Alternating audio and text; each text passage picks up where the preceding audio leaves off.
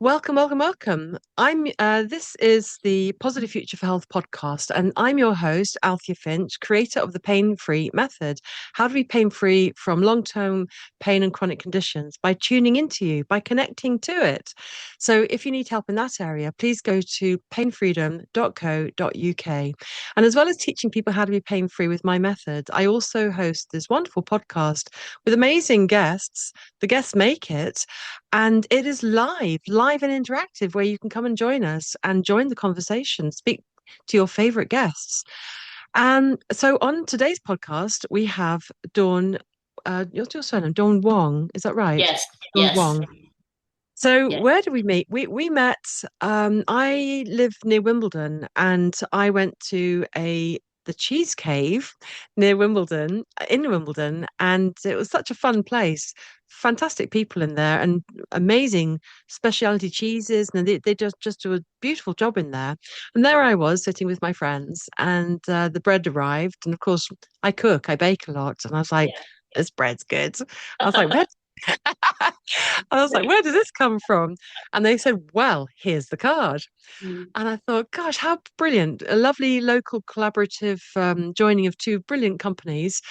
And so I started to get sourdough, and I tried for sourdough. I tried so many times to get my sourdough going, and you really have to concentrate on it. And it just was not working with me. My daughter thinks I'm rubbish. I'm a good cook, but sourdough just beat me. And then I found you, and this most amazing bread comes along and all beautifully cut, and it's just quality 100%. So I'm thrilled to connect with you. But then I thought, what's this swing thing? Swing loaf? Swing? What do you mean swing loaf? And I mean, I was a teacher of salsa for many years and dancer for many years. I'm a dancer at heart too. And I thought, and then I discover you teach swing.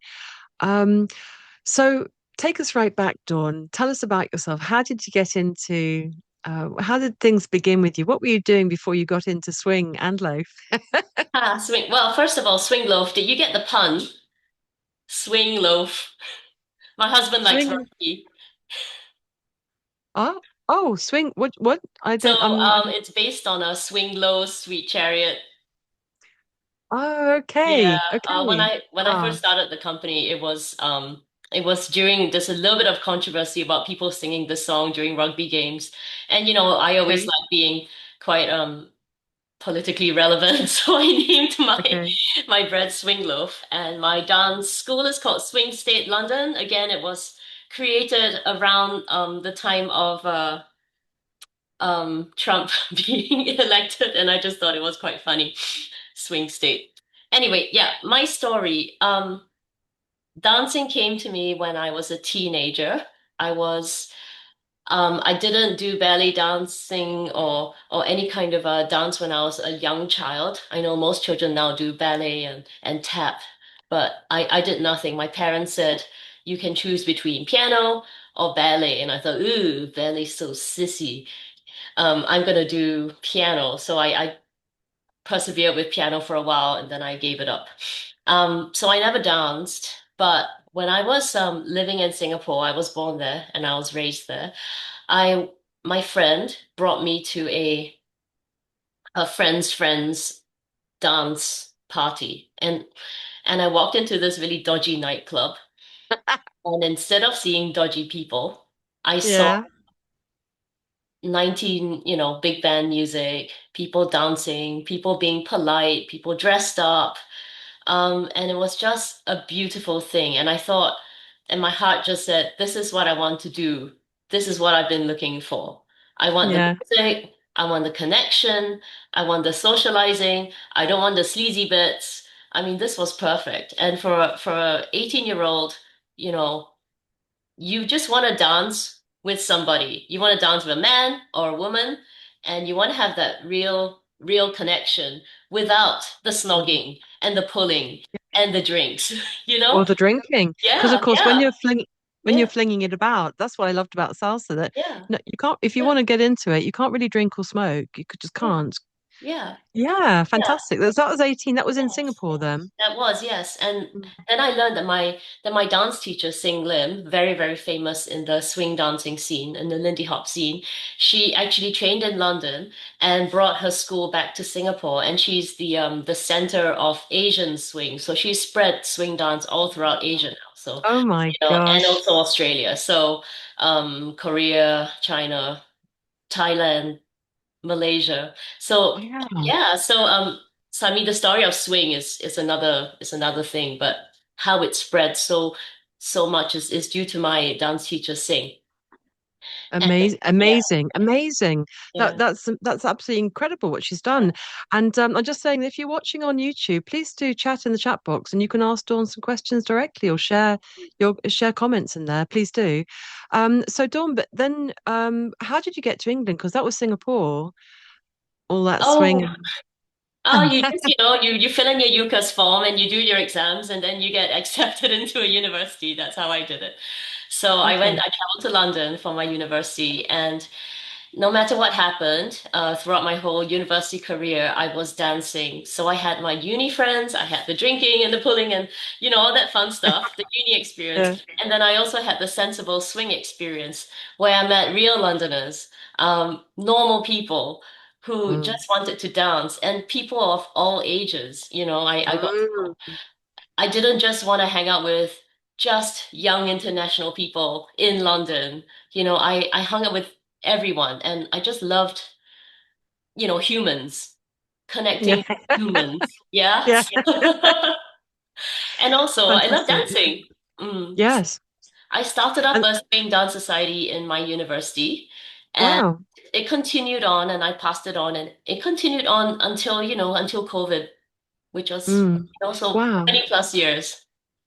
So this is really, so you said you Mm. found it in your heart called Yeah. you. So this is Yeah. a dancing is a main key of who you are then, really, because from Yeah. way back it does so much for you. Because then you went into corporate, didn't you? Tell us about what was that Yes. transition from your Yes. university? Yeah. So in well, I think maybe things haven't changed so much. So after you finish your master's as a foreigner, as a Singaporean, you have 1 month to find a job or you get deported. Oh So wow. it's okay. Okay, no pressure. So before your, I think now they get 2 years. I'm not sure. They're so nice.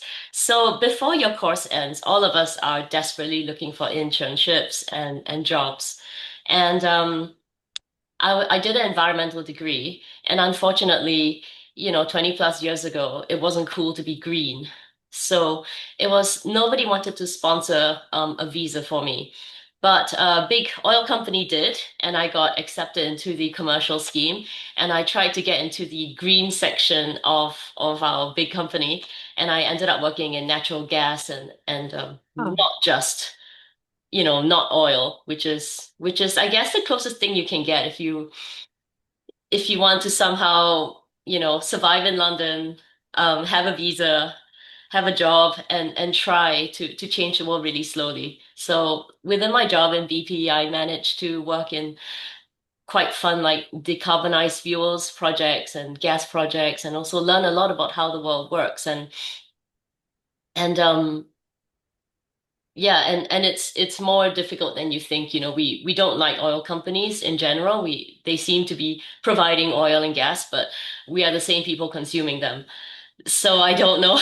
I don't know how to square that circle. We need alternatives, which is why right now everyone's going into wind, electric cars, fusion, different types of renewable production, which is actually the goal of everything. Transitioning from the fossil fuel world into the renewables world. Oh, that it was it is. How do you square that circle? It's true, isn't it? Because I think about all the products, and we don't want to use plastics, and we don't want to use lithium, and mm, but then oh dear, I've got my phone, and then all these gadgets were on, and I look yes. around, and the petroleum is through the food and Mm, through the mm, products we use. mm, It's really yes. a lot of food for thought, isn't it? To Yes. consider about your life. And Yes. so there you was, and then you met your husband. Um, Yes. So I met him at work. mm, So at that okay. point, so at that point, I was still dancing, but I was keeping it secret. I mean, you don't want to bring your colleagues to a dance event and start shaking with them. You just don't. So I didn't tell them about my secret thing at night. And and when I got moved to Aberdeen, Scotland, and Okay. there was no swing dancing there. There was a small Northern Soul, sort of that's kind of solo dancing to blues music and R old-fashioned R&B. And there was a blues scene which is slow and sexy, which again is really fun, but it's not my thing. I wanted Lindy Hop, I wanted swing dance, I wanted On jazz. the fun. Yeah, Yeah. jazz. So I had found, a dance partner had found me. We had met a common friend in a dance camp abroad because in the swing community there are dance camps abroad, and you go there, you have a great holiday, and then you come back and you've had a lot of dancing, you've had a lot of fun and classes, and you come back leveled up. So my dance partner there found me in Aberdeen by email and we started the Aberdeen Swing Dance Society, which was really fun, Oh, which I wow. think is still going on. Amazing. Yeah, Aberdeen Hmm. University Swing Dance Society. So that was pretty fun. And again, I was secretly dancing at night. I wouldn't stay late on a certain night because I had to go. It was fantastic. I was in my Yeah. late 20s and I made lots of friends who were 18, 19. I was Porrick and we were planning our wedding and it was really nice to meet people younger than me, not just corporate people, Yeah. serious people. Yeah. A lot of corporate people are fun, but they had to be serious at work Yes. and you can't let go fully in the office, I feel. There's always an element of competition. It's a So different world, it's a different environment, and it's not the right place to be yeah, talking about yeah, fun things. yeah, Definitely. yeah, Yeah, I yeah. tried. I'm not a corporate girl myself at Mm, all, and a therapist for my life. But I did try it. I did try for a bit. I went into. I was being just a secretary for this mm, fancy office, and I thought I can do this. 7 o'clock in the morning, up with the birds, beautiful with the dawn, great. yeah. I used to cycle in, and I was just doing the secretary, so calling people and getting cups of tea and all that sort of thing. And I thought it was a beautiful office. Everyone's dressed in nice suits, nice china. Yeah, I can do this. Hmm. Yeah. But then within the day, oh my, I only lasted one day. Did you? Yeah, and I thought, this is so deadly, deadly dull. I mean, there's no creativity at all. And I was studying graphology at the time, and I ended up, Oh, yeah, so I ended up doing analyzing the boss's writing, and he showed me several clients. He wanted me to have a look at their writing, so uh, so I did. I went off and did some work with him for that, but no, not office work. It's a very different environment, isn't it? I love graphology. My mom bought Ah, me a book when I was very young, oh when I was a goodness. when I was a teen, and I have it still. And it Okay. says big loopy handwriting Yeah. makes you a great person. So one of my French Yeah. clients, who's now a friend, has really nice handwriting. So I rated her highly already. We're going out for dinner. Yeah, and you can tell so much with the writing. But coming back to you then, so there you were on doing your corporate serious job, no dancing allowed, secret Yeah, nighttime secret dancing. dancing, yes. I love it. I love it. I love it. I love that serious people can have a really fun, fantastic, expressive side. It's brilliant. Yeah. But then you got RSI though, didn't you? Being in your work. Yes, How did that happen? within 2 weeks, within 2 years, I had some serious RSI. It was due to sitting at the computer 8 hours a day. I was a financial analyst. I love my spreadsheets. I like making things, and spreadsheets is just another type of knitting where you stack things on top of each other. It was really fun. But Mhm. yeah, I got really terrible, terrible pain in my shoulders, shooting pains up my wrists, both of them. I had to use my mouse on my left hand just so that I wouldn't strain my right. And then the RSI moved to my right hand. And then I started using different types of mice. You know how you have a mouse here? I had a vertical mouse and it was Yeah. good for a while, but it still hurt. And then I had keyboard. I had all the ergonomic kit. And to be fair, work was amazing. And they helped me with physio. We had an in-house physio and all the kit. But the pain was there forever. I needed to stretch all the time. I had been doing yoga since I was 19. I lived near a gym. Again, yoga wasn't very cool. There wasn't a lot of yoga classes, so I was doing the yoga once a week. I found there was no yoga in Aberdeen. I found one finally, did it once a week, and Mm, it kept the pain manageable. Pain is managed. It never went away. mm, And if I mm, skipped a class, the pain came back. And then it mm. was and then it was a very expensive physiotherapy treatment. Wow. And that's the thing, isn't it? The body calls us. I mean, Yeah. I've seen so many people. Like, I remember there's this rugby guy who came into my clinic and he was devastated. All he knew was rugby, rugby, rugby, rugby. He'd been spotted as a kid. Mm. And when I helped, he had pain down his shoulders and arms. And when I helped him with reflexology in this case, to ease it up. But really, if you don't listen to your true path, then Mm. it will stop you going down the wrong track with things like RSI or stop that rugby guy to force him into change.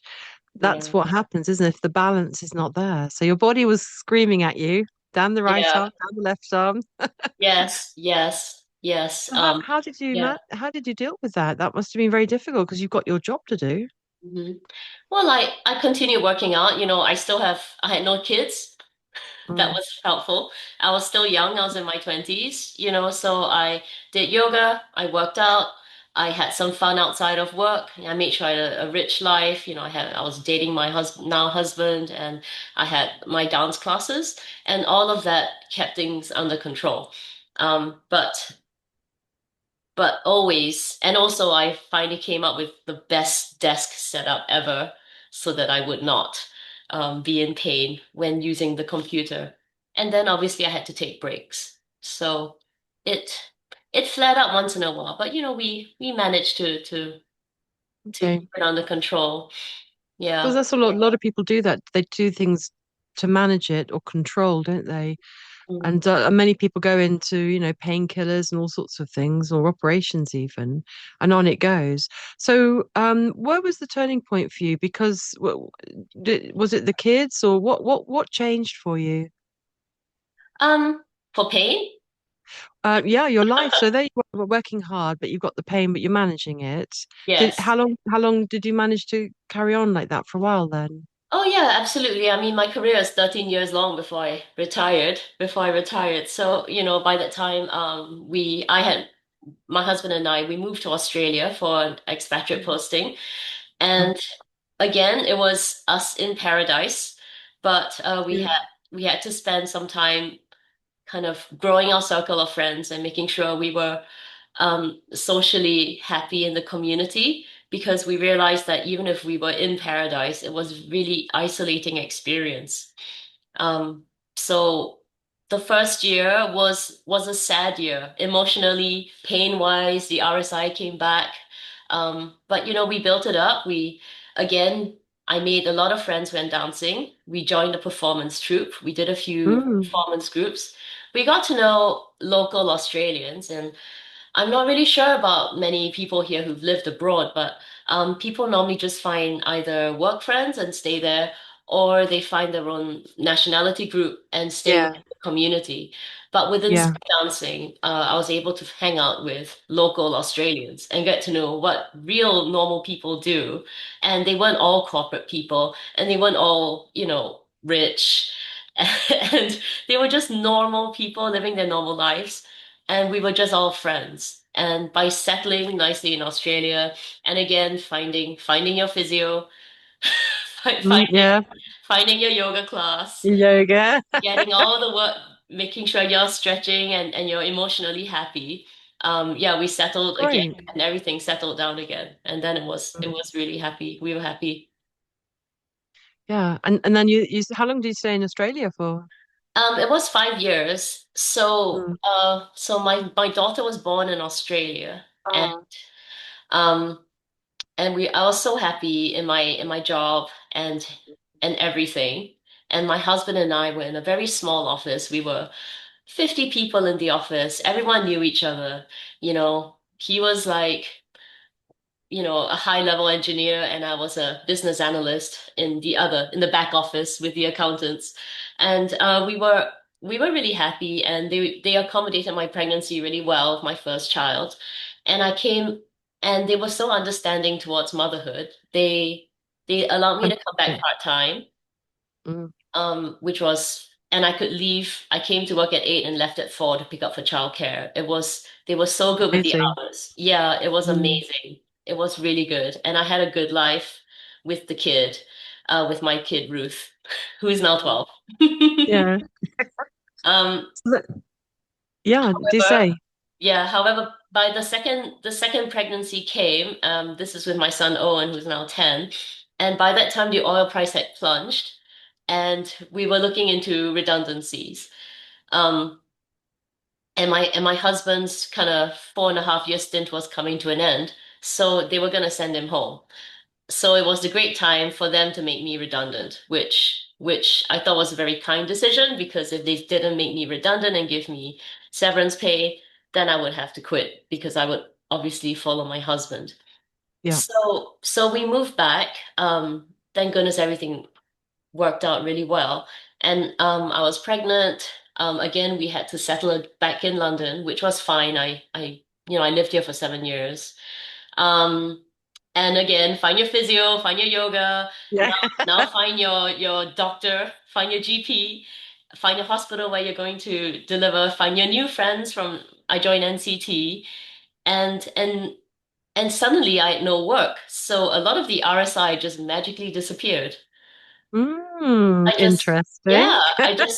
yeah, I spend my time, manual labor, moving house, packing, unpacking Yeah. houses, Mm, because we're moving countries, carrying my baby, all the pain. It was good. It was good. Yeah. yeah. I say pain is a message that wants to be heard, and we often don't listen. We've got to do the corporate job. We've got to get things done. We've got to do this. We've got to do that. But the pain is talking. The pain Hmm. is shouting, screaming at you, and it's calling your attention. And look what happened. You stopped the job. Pain Yeah. disappeared. The pain Interesting. disappeared. Yeah, Yeah. yeah. So it was very, very clear. Now, I'm not saying that I'll never have an RSI again. Like, I still need Mm, to do computer work. I do accounts for yeah. my three businesses and my household accounts, and when I'm sitting at my computer, it does come back. But again, Mm. it can be managed with the right, self-care. Yeah. Yeah. It sounds like you're really good at that. And I love that you picked up on the dancing early on and it was from your heart because Yeah. the heart leads us, it guides us. We often think it's the mind, but it's the heart that drives you and obviously in your case, it's kept you really steady. I see it as it looks to me like it kept the balance for your life, the Yes. physical, the fun, the what you get from your swing has been so important while you're doing this tough job of the with Yeah. your hand with the computer and Yes. everything.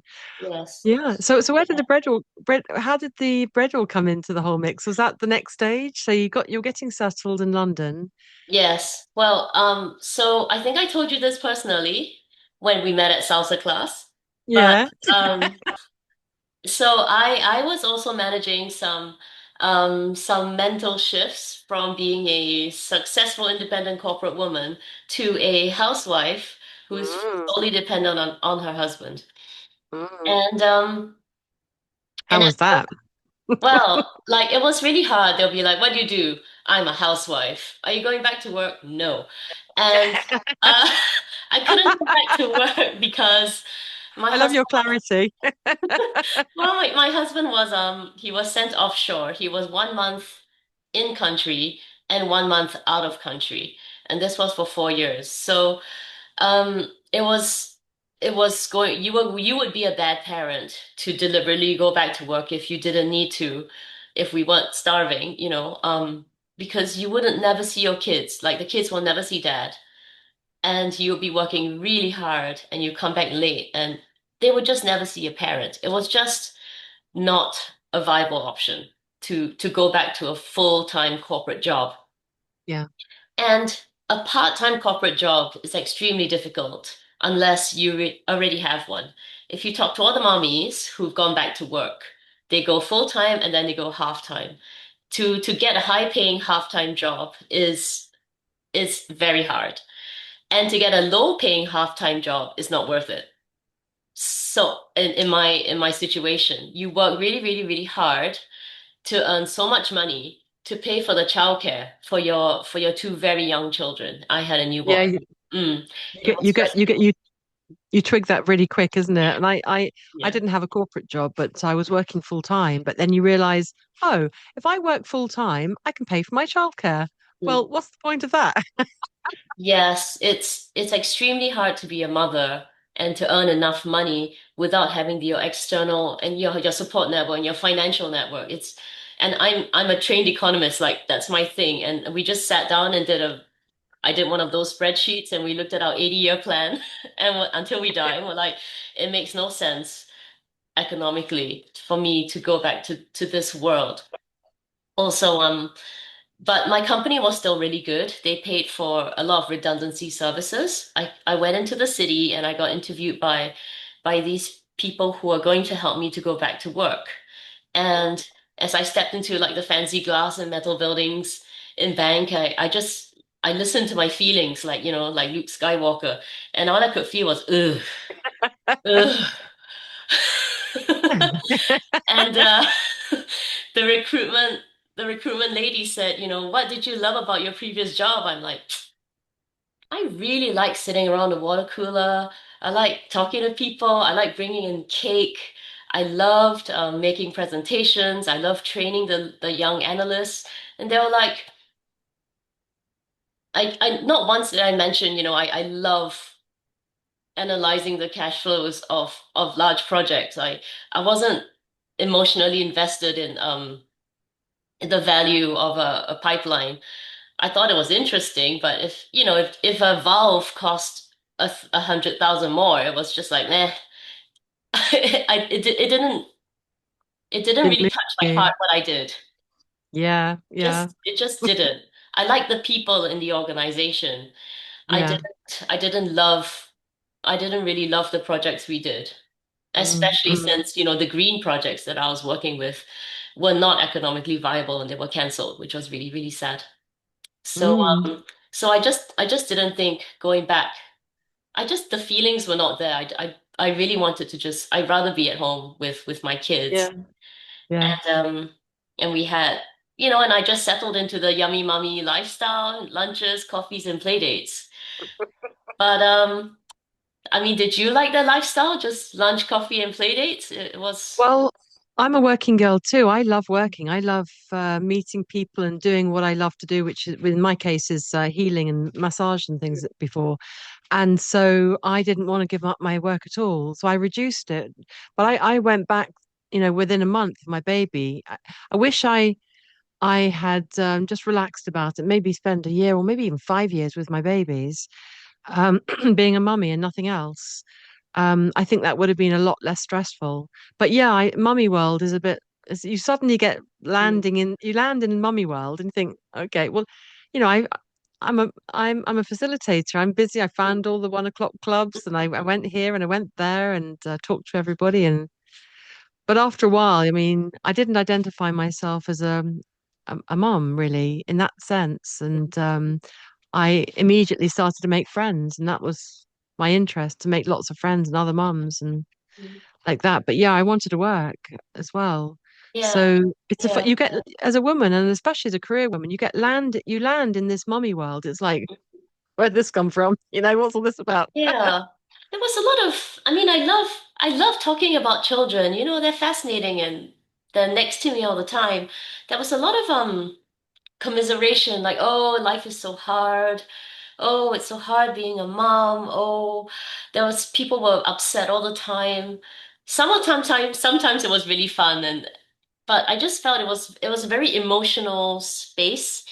And also I just there was only so much lunch and coffee. I felt like and shopping. I was just a consumer. I was sitting around consuming, and since I was young, I was a crafty person. I was knitting my own sweaters, making my own jewelry. I talk a lot about to my students whether you're a maker or a consumer. We need both in the world. Makers need to make. Consumers need to buy what the Yeah, makers make. but I was not a consumer. I got really bored of it really quickly. I needed to do something, Yeah. but not just do something.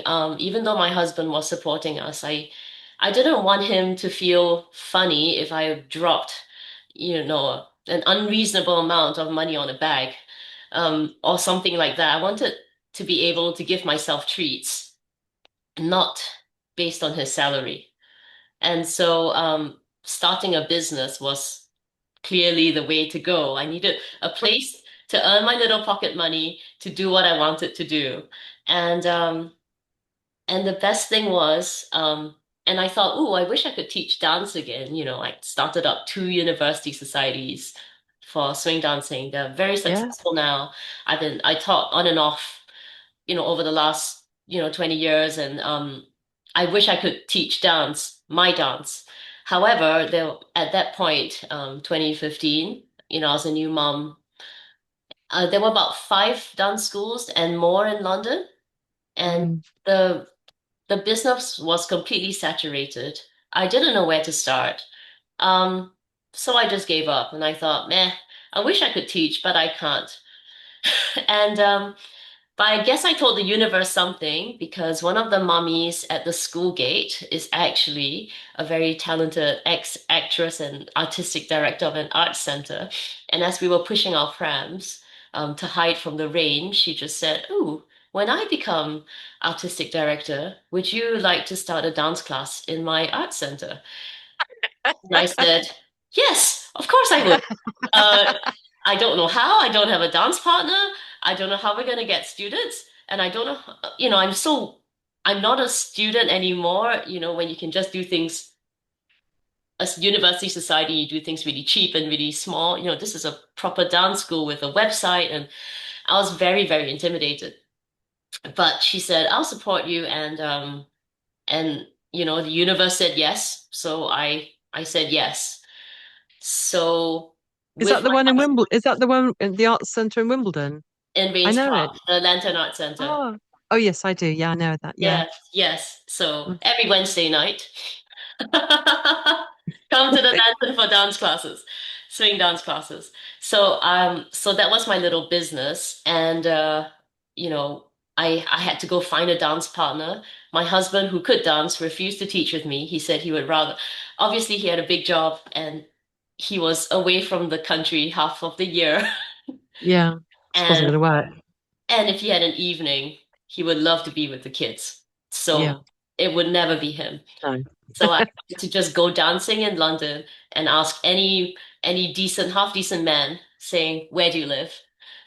And first of all, where do you live? They'll say Manchester. Bye. And after a while, Ah, I found this bloke who lived in Vauxhall and okay. wanted to dance and was free on Wednesday evening.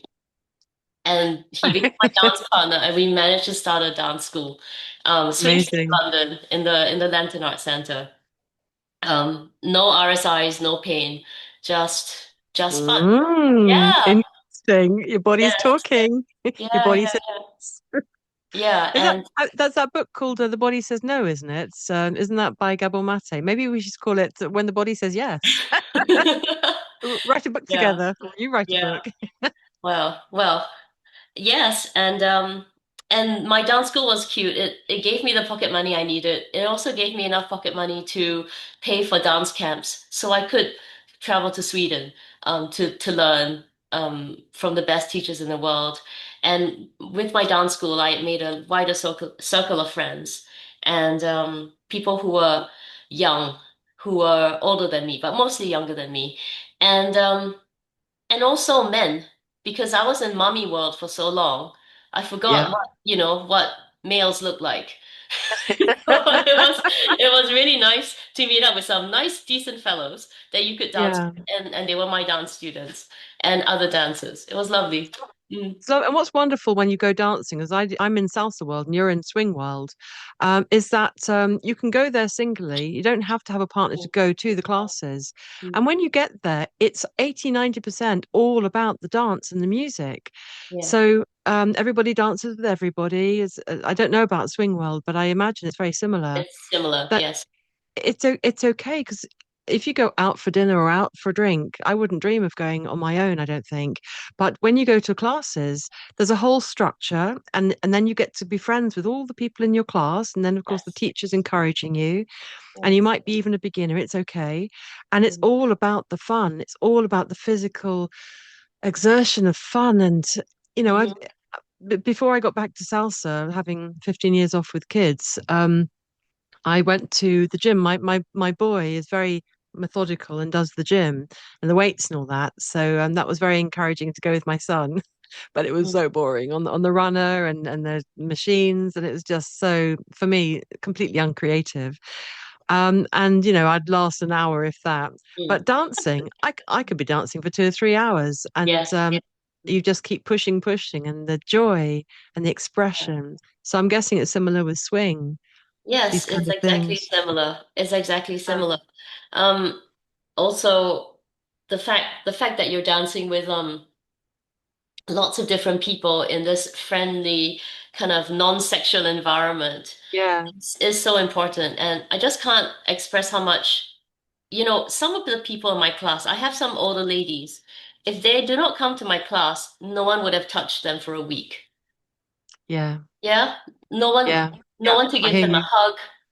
Mm. Not in this culture. We don't hug each other all the time. Yeah. So no Yeah. cuddles, no hugs, no innocent, friendly human contact, which all of us Yeah. need. I think you've hit on a really important point there. It's physical, isn't it? Mm. It's like a hugs and shaking Yeah. hands and physical connection. Yes. And with dancing, especially when we rely on each other's lead and follow, it's it's really good for the mental health. And it's not about flirting, it's about human Yeah, connection. And that's why there's so many 100%. happy singles in the dance world.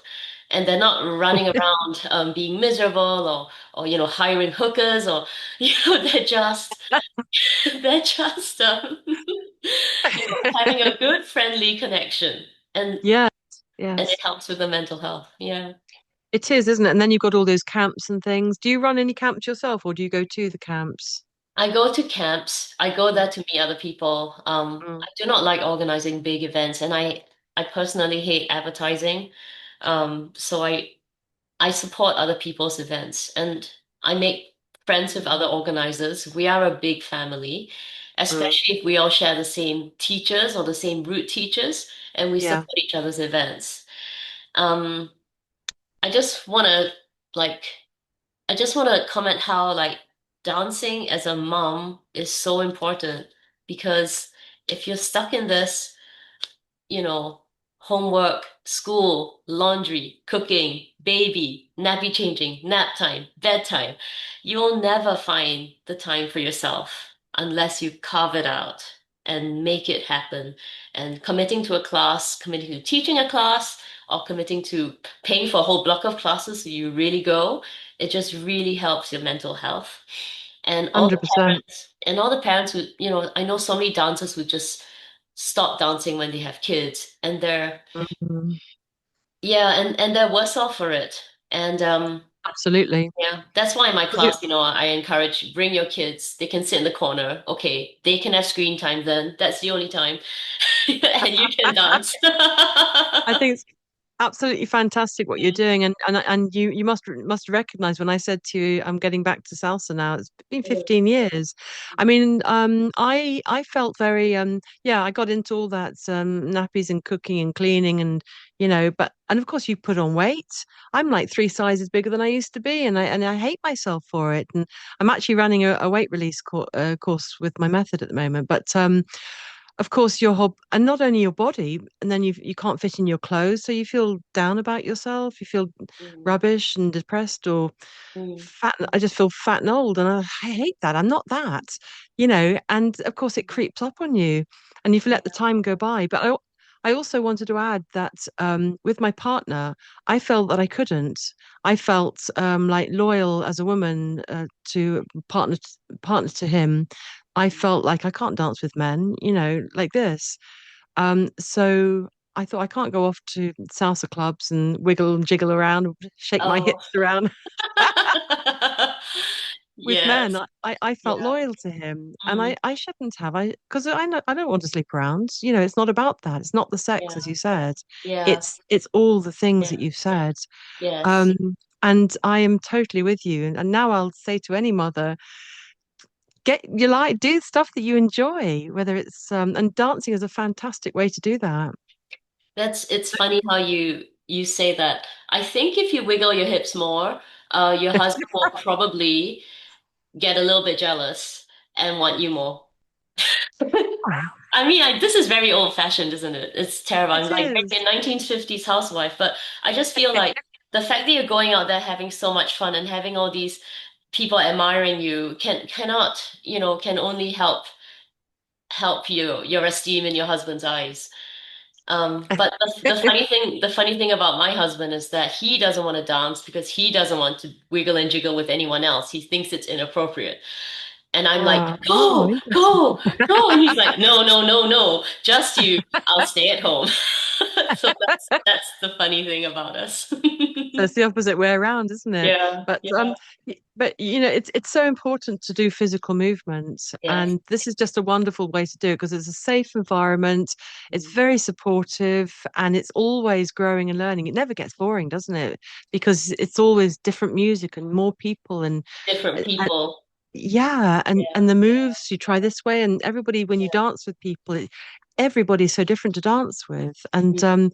fantastic. But we haven't talked about the bread at all. Oh Where no, did we that come haven't. We're into it? running out of time. I know. So So get the bread thing in.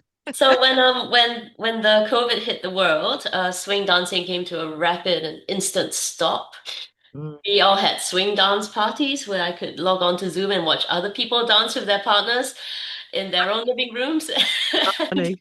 we had some solo jazz classes. We all did some choreography by ourselves, and I actually did a few classes of those. I launched a Oh, few, and we had some chance to actually learn some dance from global teachers who are at home, oh, doing their dance moves and doing some jazz moves. But mm, dancing was dead. Um, yeah. yeah, I did some yoga online. One of my friends in Singapore was a yoga teacher, so I could tune into her classes. It was fun. And my yoga studio, Surya the hot yoga studio, they also did a lot of like classes for free and not for free. They were just lovely. So so I had nothing to do, and as a maker who cannot keep still, I had to do something. So Yeah. I yeah, Feel the same.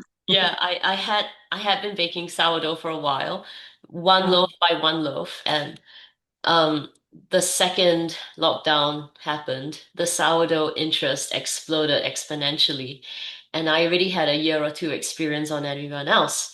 So I was mm. making a loaf a day or more, and I was forcing it upon my family who couldn't finish.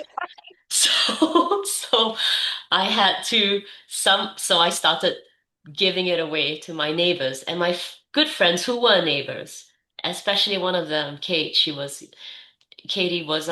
injured. She was going through some injury and she was already in pain. So I immediately gave her a loaf every week.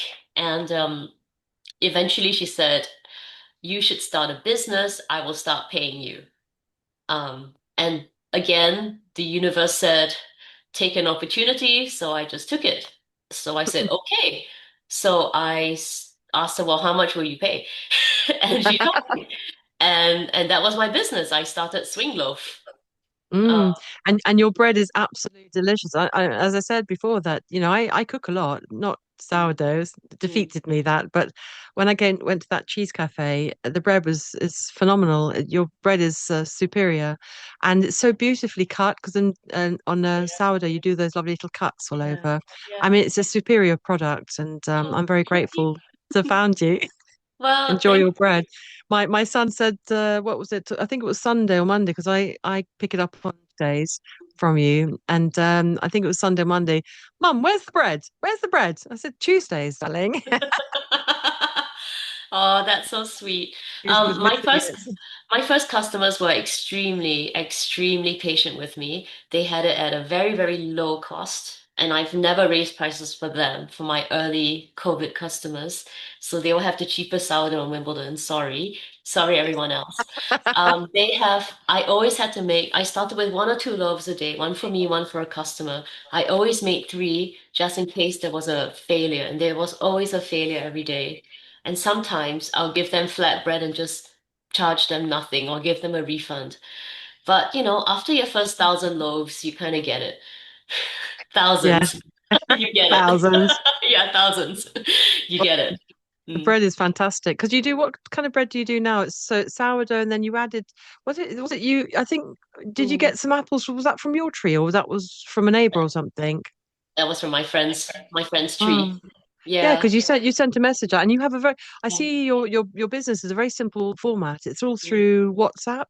yeah. Because of course you don't advertise, it's all word of mouth, of Yes, course. yes, yes. And then it's all WhatsApp, nice and easy, and you just have two or three choices or something, and then you either deliver it if it's in your area or you go and pick it up from you in Wimbledon. Yeah. And what's the options then these days? I've forgotten because I just get the plain Oh, one there, now. there's a lot of options. Oh, Oh, okay. there's so many. I mean, the normal ones are just normal white, like mostly white sourdough, 80% white, 20% wholemeal. Then I do, a gluten-free bread, which Licha has, and I do a Ah, spelt bread, which all my health conscious ladies eat, but none of the kids will eat. 100%, 90% spelt. No, yeah, no kids eat that. Not even mine. Um, and then I have bread with add-ins. So I add in, some of them have add-in cheese, some of them I add in like it's just what my friends tell me to add in. That's why it makes it on oh, the menu. So I have like a sun-dried tomato and a olive one.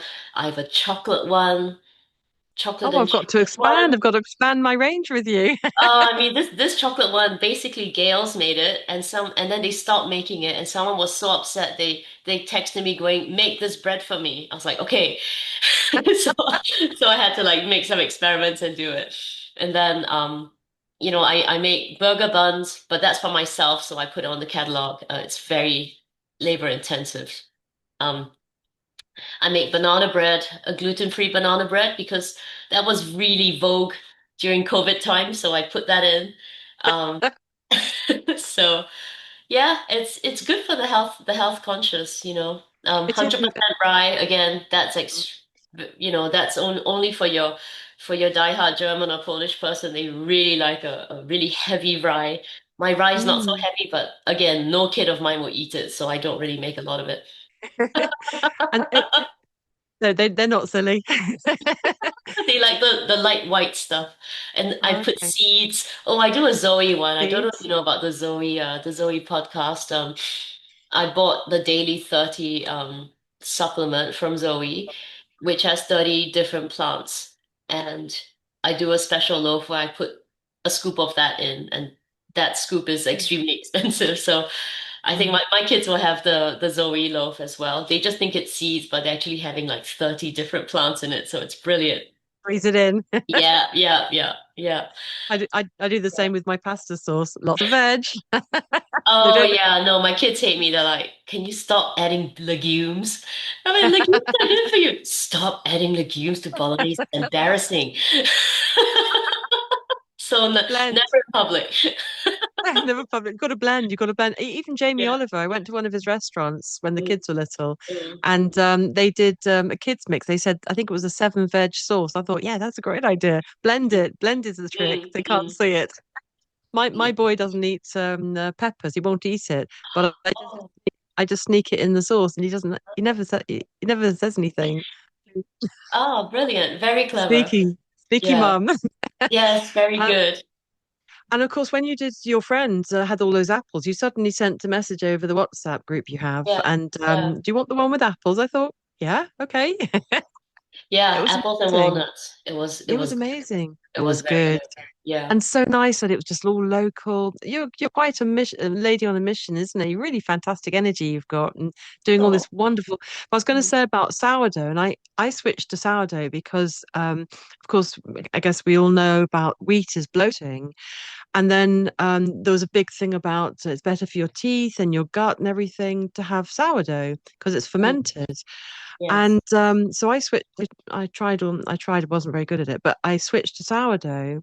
So I love that you're doing sourdough because it's all sourdough, isn't it? It's all fermented for your gut. It's much healthier. Mm. It's quite a shift over. I was going to say something, but yeah, and you're very popular. Your product is high quality. So it's great that Gail stopped doing the chocolate. You've gone on in the No, no, that no, market, taking the no. chocolate bread I market. No, the people in my bread market want the healthy stuff. So Okay. they buy so all new customers go through like the same the same journey. They see my catalog, they buy five bread products. And then they Okay. can't finish it, and then they just go to normal. Then they'll just buy a normal sourdough every week. And then once in a while, Uh, they might have an event like a party, or they might want to cater, and then they order a bit more for everyone else. But no one can live on chocolate sourdough every week. It's ridiculous. no, Even I don't. no. Um, yeah, so you just go for the bread, even a banana bread. Yes, it's gluten free, but it's a big chunk of carbs, whole grain carbs. You can't have too much anyway. So, they Yeah. keep all the specialty breads for treats. There's another client who asked me to make sweet potato and feta sourdough. Oh, That again was another Gail's creation they've stopped making. So I think I had to make her five loaves before she was happy and then started buying them. Meanwhile, she was feeding him, going, "Is this good enough for you?" And oh, yeah, and that she actually ate for years as her lunch, and that's how she lost weight. oh, But wow. yeah, unfortunately, she Wow. has left. Yeah, she's kind of left my area, so she can't receive bread anymore. Mm. Oh no. So do you still do the sweet potato and Yes, feta bread? yes, it is. It is Sounds in my amazing. Yes, it's on my shopping cart. I On the get shopping. Yeah, the sweet potato just magically comes in my organic box, and I hardly ever cook sweet potatoes, so I just roast it up in the air fryer and then I smush it into the bread along Sounds with. amazing. I got to try that one. I think I've got to alternate it or something because, as you say, I mean, there's three of us here, me and my two kids, teenage kids. So we do get through. The loaf doesn't quite manage its Mm. Tuesday, my pickup date, but yeah, perhaps I need to add another one in there just to keep you over. My son's like, "Where's the bread? Where's the bread?" He's missing it. A lovely Oh. range of bread, and of Mm. course you've got all the dancing to. If you do eat too much bread, you can always work it off. But how does she lose weight? So that was her lunch. She had Yeah, it's all that and stuff in soup. there, isn't it? Yeah, Oh, beautiful. that and So, soup. mm. Mm. And is it weight release with sourdough? Is that helpful for digest by for dieting or something? Oh, I'm not sure. I'm not Oh, sure about I think if you're gonna have any kind of weight loss, you really have to eat more whole grains. So I would encourage taking a wholemeal loaf or gluten-free or 100% spelt, one of those really dense, full of fiber seeded loaves, as seeded as you and as wholemeal as you can get. So the 80% white sourdough, I don't think will cut it, not really. And you can only have one or two slices a day yeah, to yeah. hit your carb target. It's not easy being thin, and uh, and I'm Let's not thin because it's not easy. So let's not. But healthy, balanced, isn't it? yeah, yeah, Just don't go there. yeah, just There's such there's mm, such a pressure to be thin, isn't it? But it's really not healthy. And if you like food, it's very, very difficult. It's not going to yeah, happen. yeah. So I suppose it's just like drinking. Be and drink happily once or twice a week, and then don't drink the rest of the week. And I suppose if you're looking for because I lost weight after I got pregnant, and it was, eating very, very healthy whole grain foods, lots of high protein, not snacking, and then, intermittent fasting, just trying. trying all those things all together. But then just Mm, knowing that if you stop doing that, the weight will creep back on. And so yeah, it's up and down. So maybe so you're really, really good this amount of time, and then you have lots of fun with your food this amount of time. If you just keep this balance like most of your life, then you kind of hit a healthy range, and you yeah. can never be model looking because they're 80% working hard, and they're Yeah. 100% working hard, not like us who are like 70% working hard or 60%. Yeah, it's another lifestyle completely, isn't it? It's a complete, it's an illusion. These skinny girls, it's an illusion of this. What do they have to do to be like that?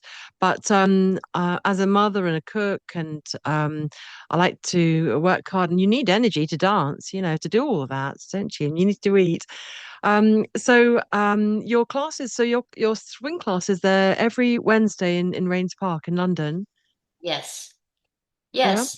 I do an absolute beginner's course. We restart every time there's a half term for school. We end, and then when the half term finishes and school starts, that's my new absolute beginners course. So the absolute beginners have 4 to 5, like 5 to 6 weeks of I assume they know nothing and they learn something. And then we restart again every 5 or 6 weeks. And people who know something can continue going to the beginners course, and they'll just be experienced beginners helping out absolute beginners. And when I deem them talented enough, I promote them to the intermediate class. And and it's lovely. We have a lovely, really kind of loyal, happy bunch of intermediates. The intermediates usually perform for us, and we go to camps together, and we really up our skill level. And the absolute beginners, that they're still working on just getting the steps, and they're not so confident in going for social dancing outside of the class. So Yeah. so part of my job is to get them performing. We do so every year at the Lantern Arts Center. We have a beginners performance where it's super fun, super Oh, easy. wow. Train really Yeah. hard so they get better. And that, yeah, get them performing. And then when they're confident enough, get them out to dance. And because we're in a nice, safe group of friends, they don't feel intimidated going to Yeah. a crowded dance floor full of strangers. Yeah, and that's what's so wonderful about going to classes, isn't it? Because you Yeah, you yeah. naturally become friends and familiar, and so that Mm, support feeling is there, yeah, familiarity is there, and you've always got someone to dance with on your level as well, or somebody absolutely. better to get improve yourself. Fantastic. So, are there any questions for anybody of our listeners here? I'm looking on YouTube. If you have any questions listening on YouTube, or you have any questions listening on Zoom here, I've been waiting for your questions, but there weren't any. So we just carried on nattering and talking about everything. We're about to come to the close now. So if anybody does have any questions, just pipe up and let me know. And Dawn, where do people find out where do people get bread from you? How do they connect with you? Oh, that's a secret. They can go to my Instagram called Swing Loaf, and they can DM me, and I will WhatsApp them my number. That's Okay, it. Yeah. And fantastic. for dance classes, they go to the Lantern Arts Yep. Center, Hmm. and I'm there on the website, or you can go to my personal website, swingstatelondon.co.uk. Okay, Yeah, fantastic. And then they can book on that way as well. Wonderful. And I'll put yeah, this in the show notes too, so people can either listen to this or go straight there, or click on the show notes where I'll put the links on YouTube and on Zoom, and on my website. And actually, sorry, I think my website name is swingstatelondon.com, not okay, swingstatelondon.co.uk. Oops. that that's okay. We'll sort out, make sure we've got Oh the yeah, correct thanks. Yeah. details, and those it'll be correct on the website. And of course, this replay, you can listen again to this replay on painfreedom.co.uk, and you can sign up for all the upcoming the next live podcast coming up too. And Licha, do you Oh. want to unmute and have a direct chat before we finish? Licha says, my son's just been diagnosed. Um, with celiac. Your bread is a your bread is I can't read my I haven't Manna got from my glass. heaven. Man, Manna, Manna from heaven. blessing. A blessing. There. Oh. Yeah, it is. Can you hear? Where does your son live? Does he live at home? Because sometimes he comes with all his Jesuit friends, right? he's home now, she says. Oh, brilliant. Well, I'm so happy he likes the sourdough. I mean, the sourdough gluten-free. Ooh, the gluten-free is the gluten-free is quite a special loaf because I take buckwheat kernels and I sprout them on my kitchen Wow. worktop. So they're literally growing. Whoa. And then while the sprouting is happening, all the enzymes and the polyphenols, they're all there. Then I whiz it up and turn it into a gluten-free loaf. Ah, And okay. that's why it takes 3 days. Right. Yeah. So when you ask for an emergency loaf, yes, I can make you a buckwheat loaf, but then it didn't have 3 days to sprout. So it will be soft and yummy, but Ah, it doesn't have the sprouting, which is still yummy. It's still good for you. It's just doesn't have the extra. But I'm so happy that's helping your son. a lot, a lot, a lot. Oh, Fantastic. thank you. Fantastic. Thank you for sharing that, Licia. Fantastic. Okay, any more questions? The last ones. Otherwise, I'm going to wrap up and do join us on the next podcast at painfreedom.co.uk. And Dawn, I'd always like to leave my guest with the last word. How would you like to leave everybody today? Um, I'm gonna always say yes. Always say yes. Say yes to any opportunity. When someone says start a dance school, say yes. Someone says, will you sell your bread? Say yes. Someone says, well, that's around it. And you have, Would you isn't like it? to dance? Would you like to dance? Yes. Yes, Yes. yes. Never say Just say no to yes. any opportunity. And because it's something always lovely happens. For example, meeting you, Althea, Yeah. it was yes. Would you like to go to salsa? Yes. Yes. Opportunities happen when you say yes and you They open up do. yourself to people and the world. They do, and Yeah, thank you so much. That's yeah, amazing. And as a non city girl myself, it's been a really pleasure to see that there's a creative just like me, and I feel like that's our affinity with our dancing and making and being a mum, yeah. making stuff. But Mm. the corporate world to me is very alien to me, so it's really lovely. I feel like I'm crossing a bridge with you and hearing about a creative person that's still a business girl. Yeah. It's been really lovely to connect with you. Okay, so thank you, Dawn, so much for coming on the Positive Future podcast, and thank you everybody for joining us, who's listening in on YouTube and joining us on the live call or listening to this replay. Do click the notification bell so the replays comes directly to you on Spotify and YouTube and all the different links there. And thank you so much, Dawn, for joining us. It's been really lovely. It's been really, really lovely. Thank you so Oh, much. thank you, Althea. Yeah. And I'll see you really soon next week. See you next week for the bread. All Take right. care. Bye. Bye, Bye, bye for Alicia. now.